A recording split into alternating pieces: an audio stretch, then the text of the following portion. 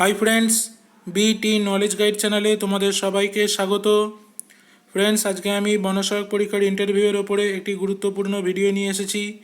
এই ভিডিওটিতে মূলত এই 14 এবং 15 তারিখে বিভিন্ন জেলার প্রার্থীদের যে সমস্ত প্রশ্ন ধরা হয়েছে সেই সম্বলিত একটি লিস্ট। তো তোমরা প্রশ্নগুলি অবশ্যই মনোযোগ দিয়ে দেখবে, যাদের পরবর্তীতে ইন্টারভিউ আছে তাদের এতে খুবই উপকৃত হবে। আর ভিডিও শুরুর আগে তোমাদের সবাইকে একটি রিকোয়েস্ট, চ্যানেলটি অবশ্যই সাবস্ক্রাইব করো এবং পাশে থাকা বেল আইকনটিতে প্রেস করে দিও, যাতে এই চ্যানেলে এইরকমই ভিডিও এলে তার আপডেট সবার আগে তোমাদের কাছে পৌঁছে যায়। তো চলো বন্ধুরা, দেরি না করে শুরু করা যাক। তো দেখো বন্ধুরা, এই ভিডিওটিতে যে প্রশ্নগুলি দেওয়া আছে সেগুলি কিন্তু অধিকাংশ ক্যান্ডিডেটদের মানে প্রত্যেকটা ক্যান্ডিডেটকে প্রায় এই একই ধরনের প্রশ্ন কিন্তু করা হচ্ছে। তাই তোমরা যদি এই প্রশ্নগুলি ভালো করে প্রিপেয়ার করে নিতে পারো তাহলে কিন্তু তোমরা ইন্টারভিউতে অনেকটা এগিয়ে যাবে। আর আমার চ্যানেলের প্লেলিস্টে গিয়েও তোমরা জিকের ওপরে ভিডিওগুলি দেখে নিতে পারো। এতে তোমাদের যাদের পরবর্তী ধাপে ইন্টারভিউ আছে তারা কিন্তু অনেকখানি এগিয়ে থাকবে। তো চলো বন্ধুরা, দেখে নেওয়া যাক কী কী প্রশ্ন ধরা হয়েছিল। তো প্রথম যে প্রশ্নটি, যেটি বহু ক্যান্ডিডেটদের করা হয়েছে এই দুদিনে, সেটি হলো ভারতের কয়েকটি প্রতিবেশী দেশের নাম বলো। অর্থাৎ তোমরা যে কটি প্রতিবেশী দেশের নাম তোমরা মনে করে ওই সময় বলতে পারবে সেই কটির নাম বলে দেবে, যেমন নেপাল, ভুটান, বাংলাদেশ ইত্যাদি। তো তোমরা যত বেশি নাম বলতে পারবে তত কিন্তু তোমাদের সেখানে স্কোরের কিন্তু তারতম্য হবে। তাই তোমরা এই প্রশ্নটি কিন্তু ভালো করে তৈরি করে যাবে। দ্বিতীয় প্রশ্ন ছিল ভারতের কতকগুলি গুরুত্বপূর্ণ নদীর নাম বলো। তো তোমরা যে কটা নাম মনে আসবে সব কটা কিন্তু বলতে থাকবে, যেমন গঙ্গা, ব্রহ্মপুত্র, তারপর হচ্ছে গোদাবরী, কৃষ্ণা, কাবেরী, আমাদের পশ্চিমবঙ্গের হুগলি। তো যত তোমাদের মাথায় নদীর নাম আসবে সব কিন্তু বলতে থাকবে, যেন দু একটি বলে থেমে যাবে না, যতগুলো মাথায় আসবে সবগুলো বলে যাবে। 3 নম্বর প্রশ্ন ছিল বাংলাদেশ কবে স্বাধীন হয়েছিল। বাংলাদেশ স্বাধীন হয়েছিল 26শে মার্চ 1971 সালে। এটি কিন্তু অবশ্যই মনে করে সাল এবং তারিখ দুটোই কিন্তু বলতে হবে।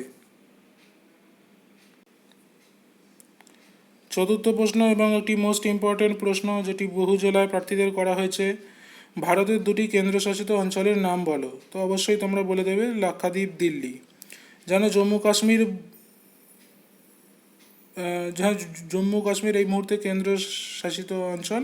তো তোমরা কিন্তু কিভাবে বলবে, এক্ষেত্রে বলবে জম্মু কাশ্মীর একটি এবং আরেকটি হলো লাদাখ। যেন শুধু জম্মু কাশ্মীর এরকম বলে আসবে না, কারণ জম্মু কাশ্মীর যেটা 2019 অবধি ছিল সেটা কিন্তু ভারতের একটি রাজ্য ছিল। এখন কিন্তু দুটো কেন্দ্রশাসিত অঞ্চল, যেটা জম্মু কাশ্মীর এবং লাদাখ।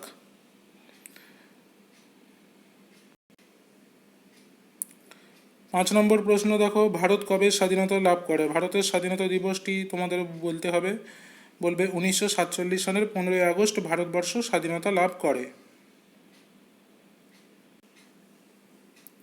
6 নম্বর প্রশ্ন ছিল ভারত ছাড়ো আন্দোলন কবে হয়েছিল। ভারত ছাড়ো আন্দোলন হয়েছিল 1942 সালে।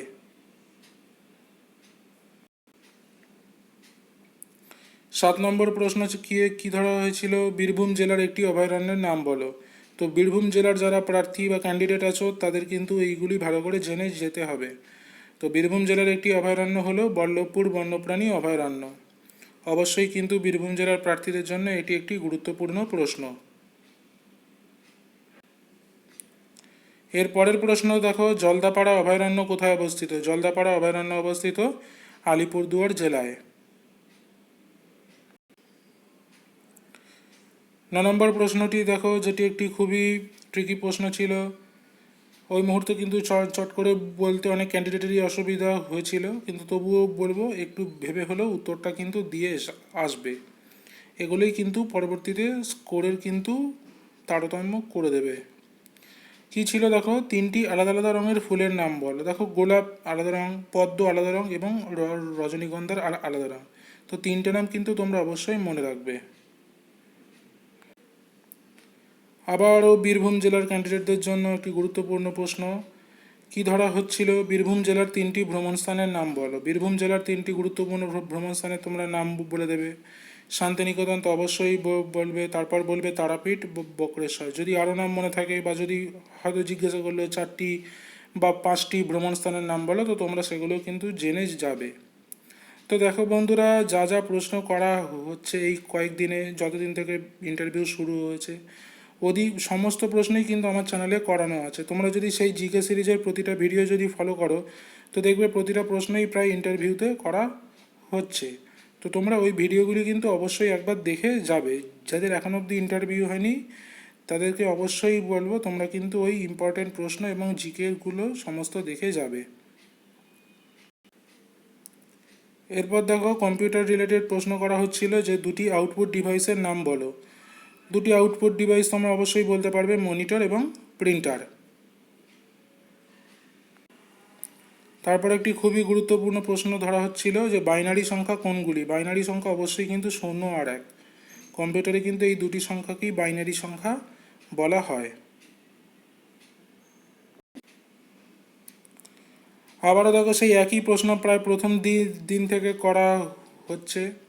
সেটি কি, পশ্চিমবঙ্গে মোট কতগুলি জেলা আছে। এই সব প্রশ্নগুলো কোনোভাবেই কিন্তু ভুল করা চলবে না, অবশ্যই বলবে যে 23টা জেলা আছে। তারপরের একটি খুবই গুরুত্বপূর্ণ প্রশ্ন, এটিও করানো হয়ে গেছে আমার ভিডিও সিরিজে। কি ছিল, পশ্চিমবঙ্গের সবথেকে ছোট জেলার নাম কি। পশ্চিমবঙ্গের সবথেকে ছোট জেলা কিন্তু কলকাতা জেলা। তারপর দেখো 15 নম্বর প্রশ্ন, পশ্চিমবঙ্গ থেকে দিল্লি যেতে কটি রাজ্য পড়বে। অর্থাৎ কেউ কেউ যদি পশ্চিমবঙ্গ থেকে দিল্লির দিকে রওনা হয় তাকে কতগুলো রাজ্য পেরোতে হবে। কি কি, ঝাড়খণ্ড পেরোতে হবে, বিহার পেরোতে হবে এবং উত্তরপ্রদেশ পেরোতে হবে। তো এগুলো কিন্তু একটু ভালো করে তোমাদের যে আমাদের যে ভারতবর্ষের ম্যাপ আছে, সেই ম্যাপের প্রত্যেকটা রাজ্য কিন্তু তোমরা ভালো করে জেনে যাবে কোন জায়গায় কোন রাজ্য আছে। তাহলে কিন্তু এই রকম ধরনের প্রশ্ন এলে তোমরা তার উত্তর করে আসতে পারবে। তো বন্ধুরা, ভিডিওটি এইখানেই শেষ করা হলো। ভিডিওটি ভালো লাগলে অবশ্যই চ্যানেলটি সাবস্ক্রাইব করবে। আর এই রকমই প্রতিদিন যে ইন্টারভিউ হচ্ছে সমস্ত প্রশ্ন কিন্তু এরপর থেকে প্রতিদিনই ভিডিও দেওয়া হবে, সেগুলোও তোমরা ভালো করে ফলো করতে থাকবে। তো এই কারণেই কিন্তু তোমাদের চ্যানেলটা সাবস্ক্রাইব করে রাখা জরুরি। আর ভিডিওটি প্রথম থেকে শেষ অবধি দেখার জন্য তোমাদের সবাইকে অসংখ্য ধন্যবাদ।